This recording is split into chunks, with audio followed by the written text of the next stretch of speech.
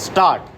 The jurisprudence of affirmative action has been evolving constantly from a notion of formal equality rooted in a general principle of non discrimination. It has reached a point where the aim is substantive equality. Reservation is no more seen as an exception to the equality norm but as a deepening of the idea of equality by embracing diversity and accommodation of those suffering from historical and social disabilities. The latest Supreme Court judgment allowing states to classify scheduled castes within bracket SC into groups and give preferential treatment to the weaker and more backward among them is in line with this progression. By a majority of 6-1, the court has rejected the idea that the scheduled castes constitute a single homogeneous class and that subclassification will violate the equality rule. The verdict dislodges a 2005 Constitution Bench judgment E.V. Chinna versus Andhra Pradesh that had struck down an Andhra Pradesh law classifying SC communities into groups as unconstitutional. The court had then ruled that once the president notifies the list of SCs under Article 341, Parliament alone could modify it by law and that states were barred from tinkering with the list.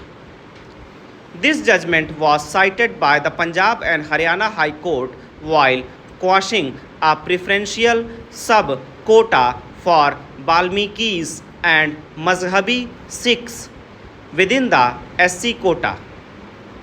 When the matter came to the apex court, a bench doubted the correctness of E.V. Chinna and referred the question to a larger bench. The majority verdict is based on a clear recognition that SCs do not constitute a homogeneous class.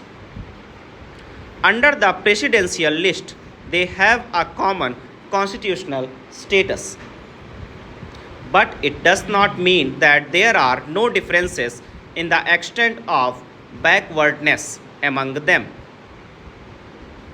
A history of untouchability is indeed a common feature among them, but there is historical and empirical evidence that the level of advancement is not uniform. States are empowered to further identify the weaker sections among SCs and extend beneficial treatment. 4 judges have taken the view that excluding the creamy layer among the SCs from reservation benefits is necessary to give full effect to the principle that the weakest should get the benefits of affirmative action and not to be elbowed out by those more advanced than them. Applying the creamy layer concept hitherto confined to OBCs may not be easy. Justice B.R. Gavai, who writes in support of the exclusion of the better off among the SCs, also notes that the creamy layer norms cannot be the same as those prescribed for the OBCs. The exclusion of the more advanced sections among Dalits was not an issue before the bench and the opinions may be non-binding as of now, while excluding the creamy layer may happen someday.